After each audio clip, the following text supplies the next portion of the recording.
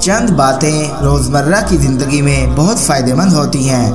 Number 1، اگر خوشی چاہتے ہو تو وقت پر نماز ادا کرو۔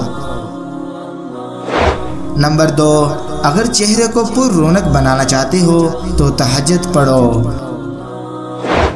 نمبر 3، اگر دل کا سکون چاہتے ہو تو قرآن پاک کی تلاوت کرو۔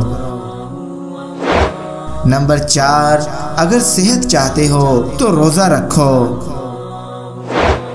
نمبر 5، اگر مصیبتوں کا حل چاہتے ہو تو استغفار کرو۔ نمبر 6، اگر رزق میں برکت چاہتے ہو تو درود پاک پڑھو۔ نمبر 7، اگر مشکلات ختم کرنا چاہتے ہو تو لا حول ولا قوت الا باللہ پڑھو۔